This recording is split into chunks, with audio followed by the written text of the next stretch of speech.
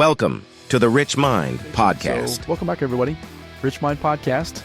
Here with my good friend Greg Junge, co-host. So, yeah, super excited. We're going to get into core wounds today. That was the little teaser I left at the end of the episode last time. And Greg and I were just having a conversation before we hit record today. And we were going on and on. We probably went on for almost 10 minutes talking about the subject back and forth, giving some examples. I'm super excited to share this with you. I went back into the archives of the Rich Mind Podcast, and actually episode number 3, the third episode, I talked about this very subject. And that was because when I first launched the podcast, this subject of core wounds was so top of mind. It's been so impactful for me that, number one, I'm grateful that you're here with us today.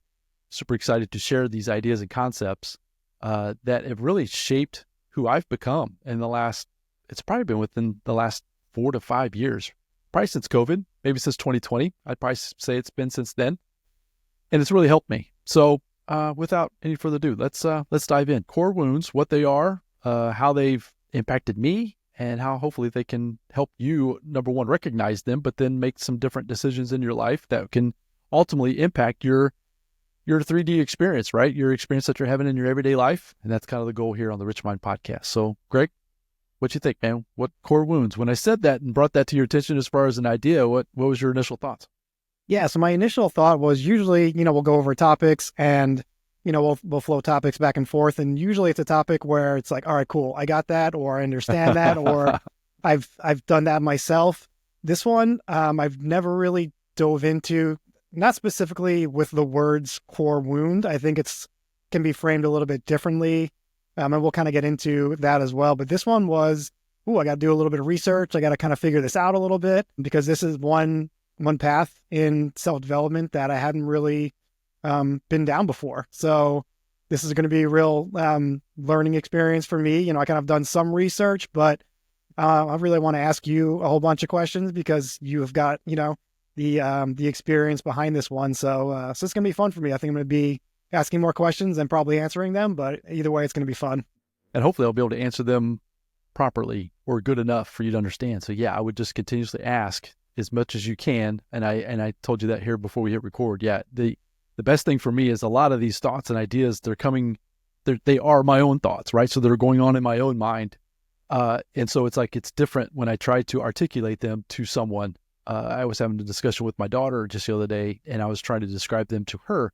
And I felt like I was doing pretty good. So I was practicing, trying to figure out how to articulate that. Because yes, I think that I've heard the idea of core wounds before, but I've never really been able to dive into the ideas and the concepts like I've have over the last few years. So I would definitely want to give credit where credit's due as far as where I heard this, where it really changed my life was I was at a David Nagel conference, his Art of Success conference. It was down in Atlanta, Georgia. And this is where he described this from stage. And this is where, for some reason, the way he described it to me, it really hit home with where I've been, where I've become, like who I used to be and who I'm trying to become. And the reason why I'm not necessarily achieving what I feel like or what I thought. It's like we all set goals, right? We all want it. We want more stuff. We want better relationships. We want more. But why wasn't I achieving those things? And when he described and talked about this core wound exercise, like light bulbs, it's like fireworks just went off in my mind. It's like, wow, okay, that makes sense. So then I've talked about triggers, and we'll talk about triggers today.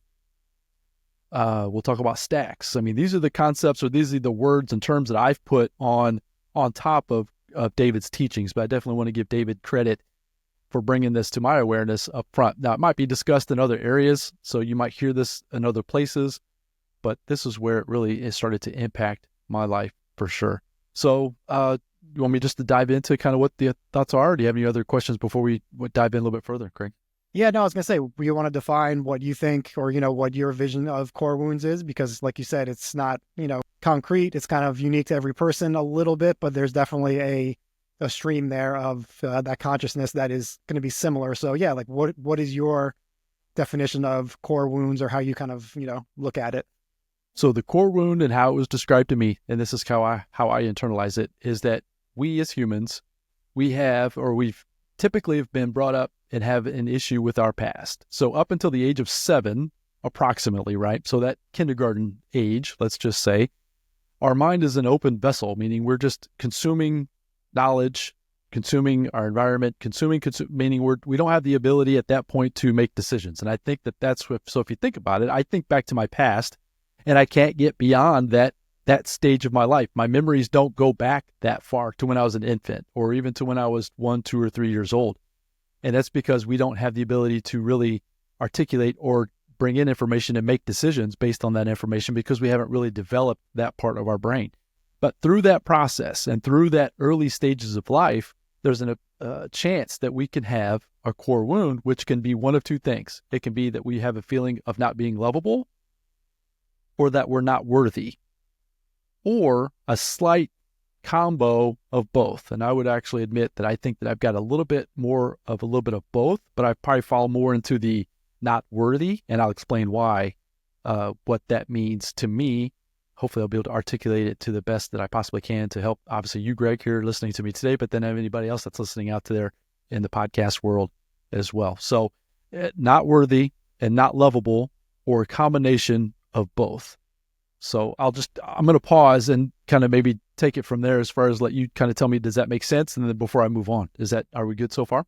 Yeah, no, that totally makes sense. And so I think the way you explained it, I think the combination is probably more relevant to people because I think one feeds into the other, not being lovable and not being worthy. At least in my mind, one fed into the other pretty quickly. But, like you said, everybody's going to be different, but definitely makes sense. And I'm with you so far on your logic here. Cool. Well, let me tell you a little bit of a story of where this really hit home for me. This is actually an honest occurrence. So here's the other part about this as well. So we're all living in our own 3D experience, right? We all have our own experiences, and it's the meaning that we attach to the things that happen around us. So things can happen to us, meaning whether it's a parent, whether it's a friend, whether it's a coworker, whether it's, as an adults, right? We're not coworkers as when we're 4, 5, 6 years old. But the point is that our experiences that we're having in our own life, we're trying to attach meaning to everything that's going on around us. And so think back to when you were little. That's why, you'll hear little kids, why? That's the first question that's out of their mouth. I even to this day, I still catch myself trying to attach a meaning to everything that's going on about it. I'll ask. So it's like, for example, my wife, something will happen. I was like, what does that mean? What does that mean? I'm always trying to attach a meaning.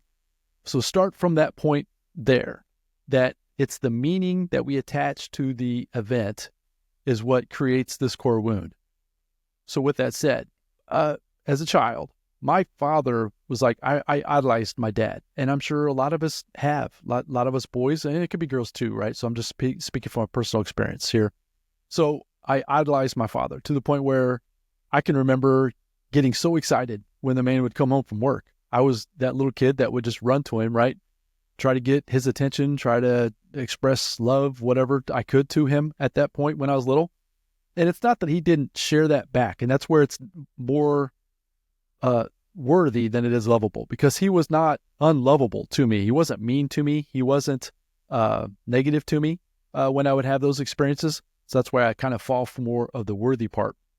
But as I continue to get older and I continue to crave that acknowledgement from my father, no matter what I did, whether it was school, whether it was sports. So a lot into my story is through sports, right?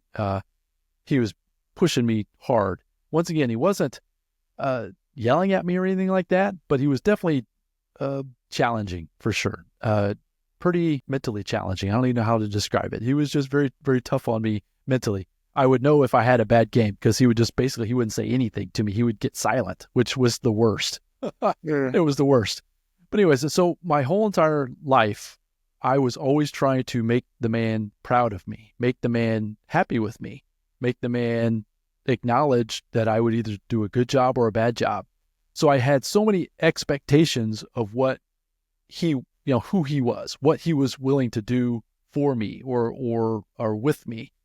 So several times growing up, and I can just remember one example specifically. Obviously, if this doesn't resonate, I could try to come up with some more. But he would tinker with cars, and what I mean by that is, it was always a summer project. He would buy a car. He was flipping cars, basically, is what he would do. He'd buy a used car, he'd bring it home, he'd put Bondo on it. Anybody knows about fixing cars, Bondo it up, get the fenders looking well, slap a paint job on it, make sure that it was running well.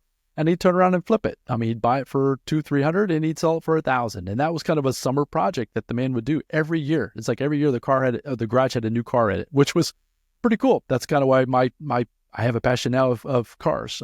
Greg knows that, but yeah, anybody else too. I love cars.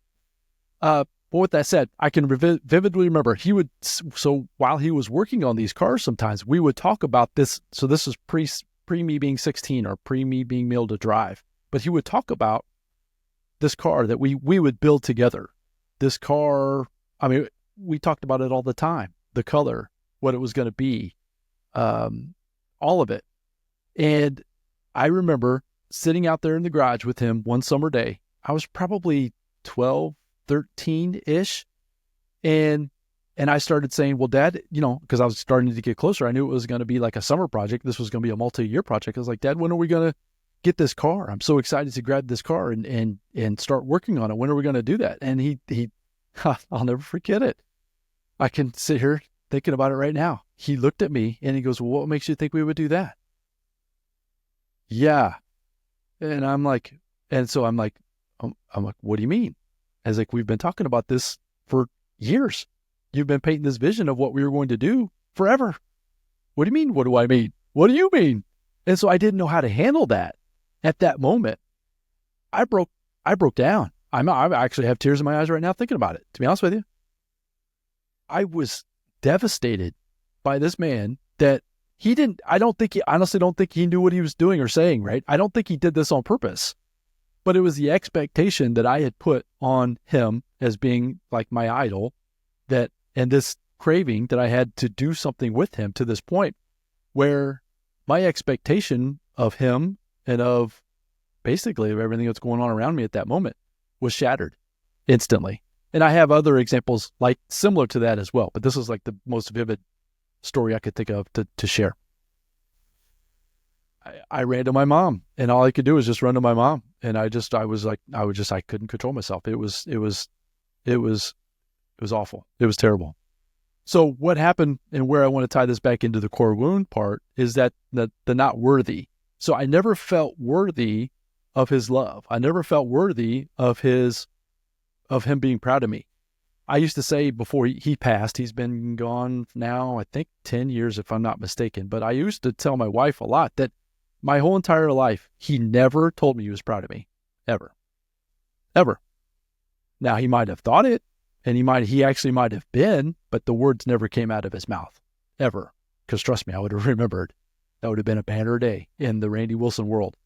So because of that, I stopped putting, so what has happened then in my exterior environment, so like I said, that was 12, 13, so we're talking about middle school age, right? So getting into high school, we're all awkward, we're all this, we're all that, I can't get the girlfriend, I've got the rec spec goggles on, playing basketball, looking like a geek, you know what I mean? And I'm trying to do what I do, and things just aren't going well. I've told you before, I'm terrible at school. I hated school.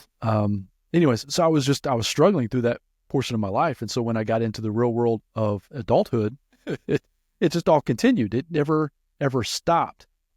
So when the core wound happens, I get triggered. So I'll have an expectation of someone. So what's happened in my current environment, where I really discovered how this core wound has really impacted me today, is that I'll have an expectation of someone. It can be a friend. It can be a family member. It doesn't have to necessarily be my dad. It can be anybody. But I will have an expectation of something that I think that they should do, like this car, for example. I expected that to happen, and it didn't. I mean, it literally got pulled out from underneath me.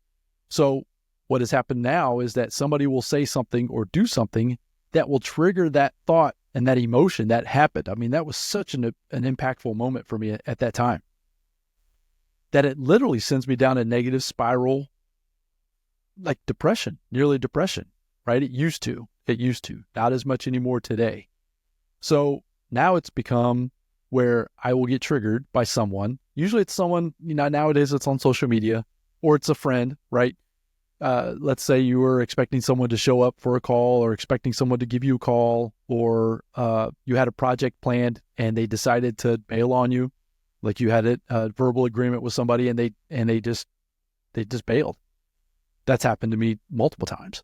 And when I do that, when I set up the expectation of thinking about this future event, how it's going to be, like if we follow through with that event and then it doesn't happen, that instantly triggers this core wound.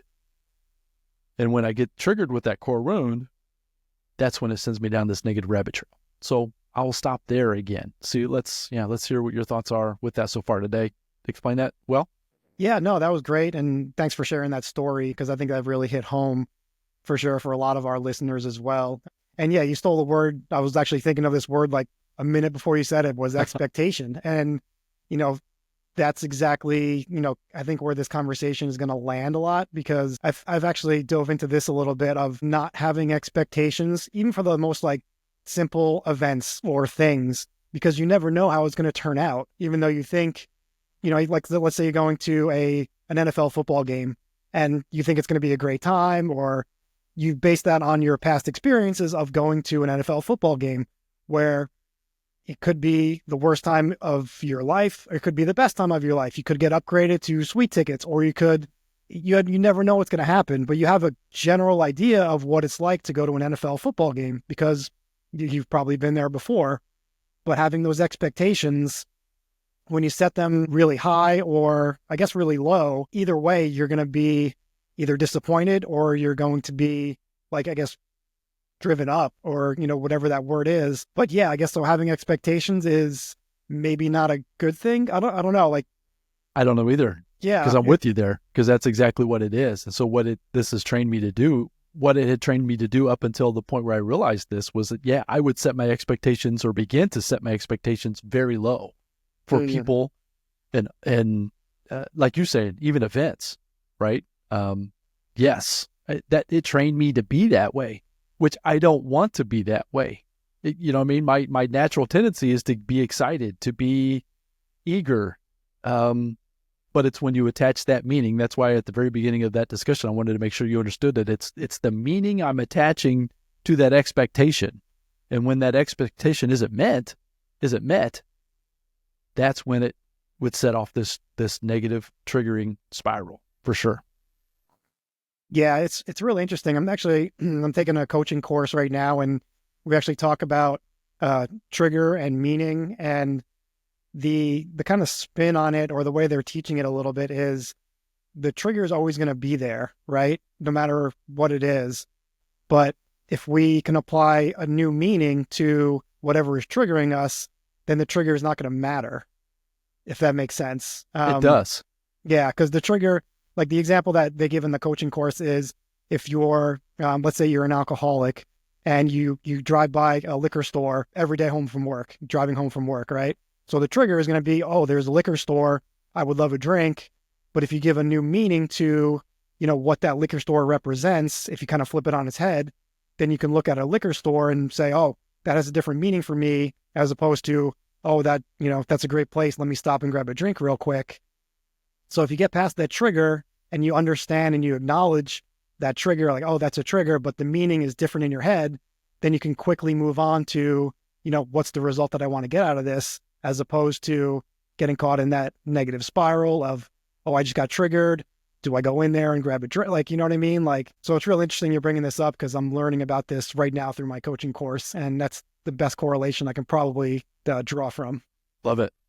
So that's the part that I want to express to everybody listening to us today, is that it's, if you don't capture the trigger, like if you don't recognize this core wound in your life, it's going to continuously replay over and over, just like it did my life, right? My life is we are nothing more than a bunch of stories and beliefs that we replay every single day. We wake up in a routine, we do things in a routine, and it's the stories, that's the thoughts and the feelings and the stories that we tell ourselves continuously in our own mind all the time, that dictates who we are, dictates how we respond, dictates how we act, dictates how we show up every day. So if you don't take responsibility, take control. That's why I just almost want this to be an awareness. Once you see it, you can't unsee it. That's been my experience. So once I've discovered this for myself, and that's why hopefully I'm helping some folks discover this for themselves as well, that you can then, like you're talking about, attach a new meaning to that trigger. But if you don't even recognize that it's even happening, it's like a blind spot. It's like it's going on in your own life. I mean, it's like, for example, maybe you just have a bunch of clutter around you, right? And if you're not even aware of it, if you don't even see it, even though it's there, you don't really know how to address it. That would be maybe an example potentially.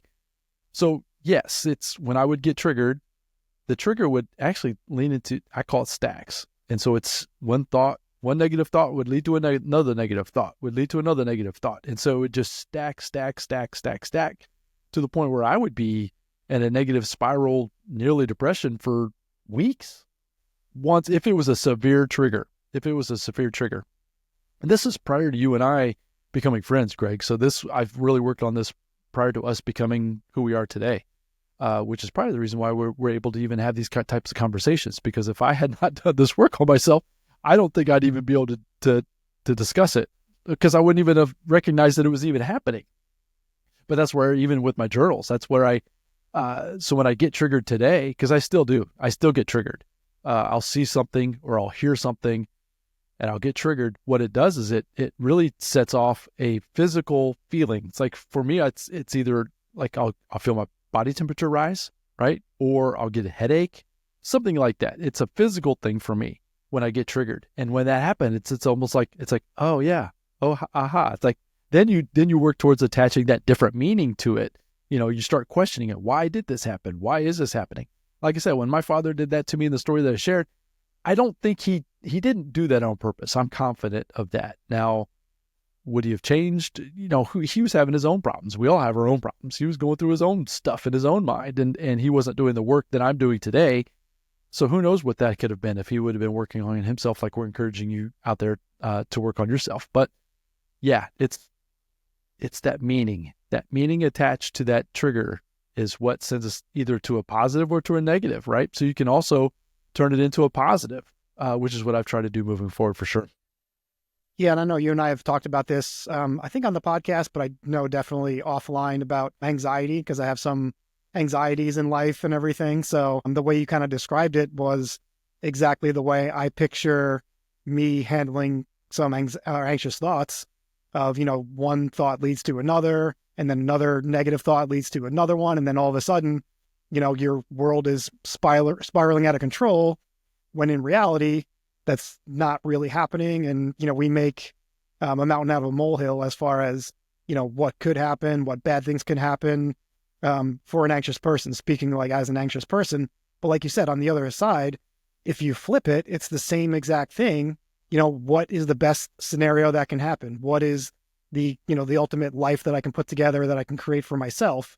It's the same exact thought pattern. It's just from negative to positive. You know what I mean? And it's just, but yeah, you're right. The core wounds, those stick with us a little bit more than the accomplishments that we've had and the things that we've overcome, because we really, for some reason, and speaking for myself, I diminish a lot of my accomplishments as saying, oh yeah, well, a lot of other people have done that. It's not that big of a deal.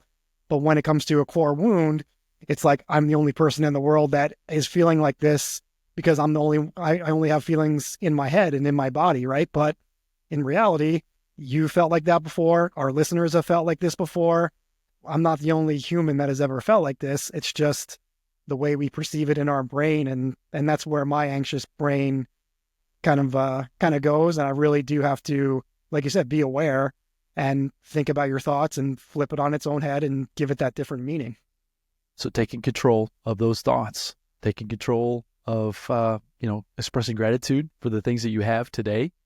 Grateful for you joining me here today, Greg, to have this conversation. Grateful for those of us, or those that of you that are out there listening to us. Just grateful for it all, as much as you possibly can. Once again, I don't want to make it sound like it's rosy 24/7, 365, because I have my moments just like everybody else. But we all do. That's the thing. We all do. Just because someone appears to have the stuff, somebody appears to be wealthy. I hear that, you hear about folks that, they've got all this money and they've got all this stuff, but they're miserable. Well, the question then is, well, why is that? And in my opinion, it's because they haven't addressed. So to me, their core wound has helped propel them to do things to achieve more. But at the end of the day, that hasn't made them any more happy because they're still dealing with these issues, these triggers that are going on in their own mind. Their triggers were to make them go do more, to achieve more. Whereas mine have been to do less, to be less, because it's kept me safe. Right. That's been my experience. And so then trying to get control of that. And so even just with creating the podcast, we're 200 episodes in. I'm almost 2 years in. And before this core wound exercise, I would not be where I am today. There's no doubt, because I would have shut it down.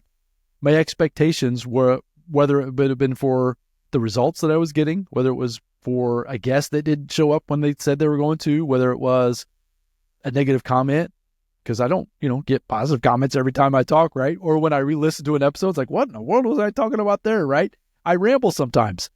And it's like that kind of thoughts would have triggered me to where I would have shut this down months ago, if not years ago. But having done this work has allowed me then to work through it, which has allowed me then to still have these conversations here today. Because it's an ever-changing work in progress. I don't think it's ever going to stop. And so it's just encouragement for you out there, folks, to understand that it's happening.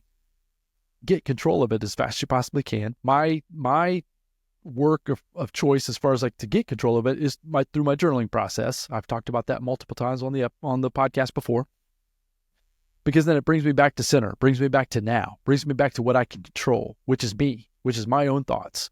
I can't control what everybody else was saying. I can't control what everybody else is doing, but I can control me. And when you comprehend that and when you understand that, then it almost like it gives you a little bit of peace. Like it makes me feel more calm, less anxious. It's like you use the word anxious. I would get anxious a lot as well. So I feel less anxious because of a future event that I've already painted to be true that isn't even close to reality what's going to even happen. So that's where those core wounds would trigger me to stop. I would just shut it down. It was just easier for me to shut it down than it would be to keep pushing forward into this negative feeling, which has been a challenge. It's been a huge challenge. But at the same time, it's been very rewarding at the same time too. So that's where it's been a lot of fun. Yeah, and I think I'll just add on to that the fact that, you said it's basically never ending, right? You're not crossing the finish line and saying, oh, cool, I'm done with my core wounds. Like that's in the past. Right. It's always going to be something that you work on, and you might think, you kind of have it tamed, and then all of a sudden something triggers you and you're like, all right, now I'm back in this arena. Let me deal with this again. So yeah, I think understanding that, and that's one thing in the beginning that I did not get with personal development. I thought it was like, you get your certificate, you get your graduation, you're good to go. And then that was it, that you graduated. Poof, and then you're good, right? Forever and ever and ever, right? Life was going to be rosy all the time. Pretty much. Yeah. And I'm realizing, I'm like 5 or 6 years in, where it's just up and down. It's like, it's one of those like stock charts where it goes up and up and up and you're doing good. And all of a sudden something hits and you're like, ooh, I just lost, $100 on that one. All right, now I'm down $100. And then you kind of work on it again and you have these conversations and you dive into, books and literature and whatever works for you. And the stock starts rising again, right? And then another area of personal development is up and down and left and right. So it's just nonstop. But I think having the expectation that it's going to be nonstop is a calming effect, and have that familiarity of, this is something I need to work on every day, and, not 10 hours a day, whatever that looks like for you, but it's never gonna, you're never gonna get that gold star and you're just gonna graduate. You just have to keep on leveling up and putting in the work. We're all on our own journey. And that's the beauty of it, is that we're all collectively, we're trying to achieve things, right? Become more, be who we're meant to be, achieve this purpose. Why are we here? Type of questions. Mm-hmm. Maybe we'll get into those types of topics in the future. Maybe, maybe make a note of that, Greg, in your own mind. But anyways, it's what are we here for? What are we here to do? And placing those expectations on others that set yourself up for a negative outcome. That's really the only way I could really describe it. Is it those expectations challenged me to the point where I would just begin to shut down. And you're right. It's never ending process. I work on it every single day. The thing is I will get triggered. So I would get triggered before, and it would take me weeks to get back under control. I've gotten it. I had gotten it down to where it would take me hours. Now I've gotten it down to where I can almost catch it in real time, but it takes practice. It takes seeing it. It takes observing it. It takes really being active in it. And if you really take an active role in your personal development, which is what we're trying to encourage you to do, you can really start to see some fantastic things in your exterior 3D world. You win within to win without. That's kind of what I always say here on the podcast. And that's where this comes from, is that you have to work on that internal battle within. And it's a never ending battle because of the programs and the stories and the feelings and the thoughts. You can't turn them off. You can meditate and quiet them down. I work on that as well, but I don't think you can ever eliminate them. People talk about, and I think you mentioned that right with your coaching program. It's like you change the meaning that you attach something, and you can do that over time and you can make it better. But I think that there's always like a lingering little piece of that negativity that's there, that if you stop working on yourself, it's going to come back. It's going to attach itself to something that you're trying to accomplish, and it can potentially set you in a pattern of self-sabotage that, yeah, it's unfortunate. And that's where I'm obviously working on that here for myself. Talking about it even today is like therapy. So I appreciate you listening to me, Greg. Appreciate the questions. Is there any other questions about this topic? Like I said, I feel like I'm almost rambling a little bit more at this point, but at the same time, I don't want to leave this conversation open-ended. Is there anything else that you can think of as far as a question at all? No, I think this was a great episode. Obviously thanks for sharing everything. And it made me realize, it's kind of got my mind going a little bit with my own core wounds, which I can definitely identify a little bit better now, understanding kind of the realm of this topic. And I know you mentioned like self-sabotage, which I think we're going to talk about that, very soon here on the podcast, maybe even next episode. So that's kind of like the part 2 of this, and maybe come with some questions of, just some questions that we can ask and understand and really help our growth in this area. So no, I think this is a great episode. Great job, Randy. And you're not rambling at all. You're definitely delivering value with your stories, and definitely gave me a lot to think about personally. Appreciate that. So yeah, that's what we're trying to do right here on the Richmond Podcast. Add as much value as we can to you, the listener. We appreciate you being here with us so far. So yeah, that would be my encouragement for you today. When you turn this episode off, try to sit in a quiet place. And it doesn't have to be anything fancy, just in your living room. It could be in your bedroom. It could be anywhere. It could be in your car. Doesn't matter. Sit somewhere where you're not really distracted by a lot of things. Put your phone away from you. You can turn it off. That would be fantastic as well. But just sit and think back as far as you possibly can into your childhood.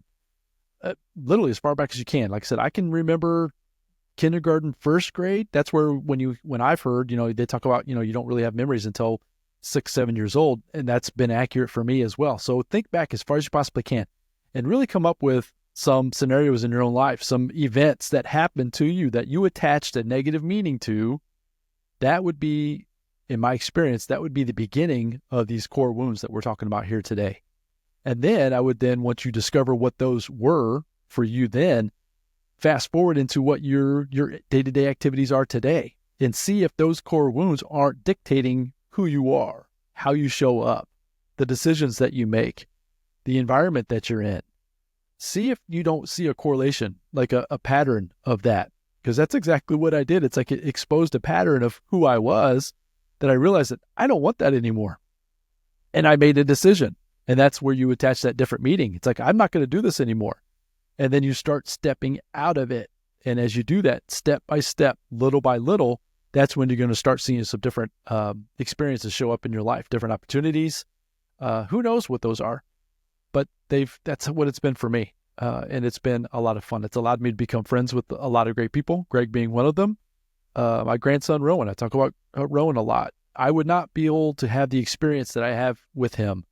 I would not be as patient as I am with him. I would not be as able to love him as much as I am if I had not been able to do this work on myself first, because I would have been so caught up in my anxiousness of my future, of my achievement, of my doing, that I would not have been able to be there for him every day. And the little boy's only 15 months old. I can only imagine what it's going to be when he's 15 years old. It's going to be so much fun. I can't wait.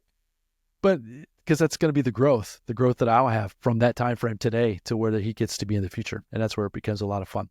So yeah, next episode, folks, we're going to dive into, we're going to take this similar topic, but we're going to start talking about some of the self-sabotage. I'll try to share some of the stories about myself, about how these core wounds and these triggers and these stacks of triggers have really led me to self-sabotage, where I know for a fact I could be and I should be further along, whether it's financial, whether it's achievement, whether it's success, whatever.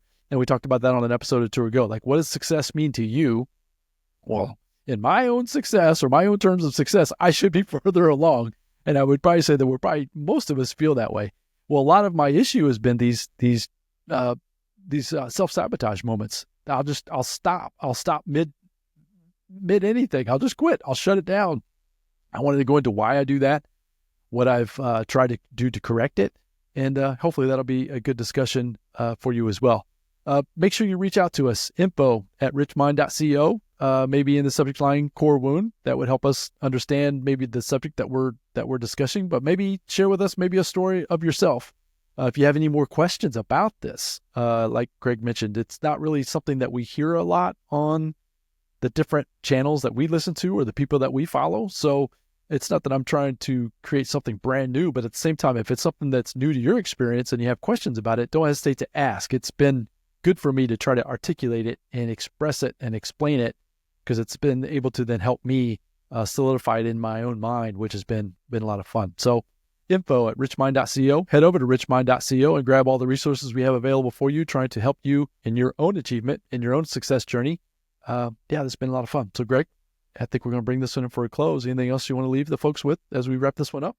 No, like I said, this was a great episode. And I think hopefully it gives our listeners a lot to personally think about. And join us for the next episode so we can kind of wrap up this, 1-2 punch here.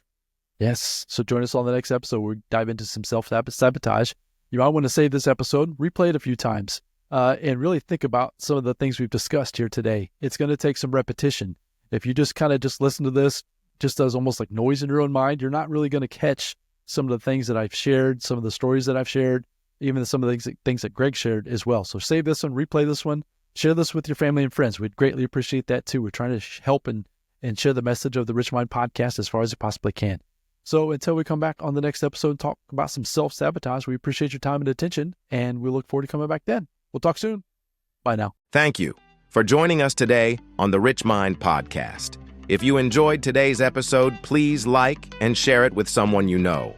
Also, don't forget to subscribe on your favorite platform and never miss an episode. One last thing, don't ever forget that your mind is the first place where wealth is created. Keep dreaming big, take action, and together, let's build wealth, a legacy, and a life we love.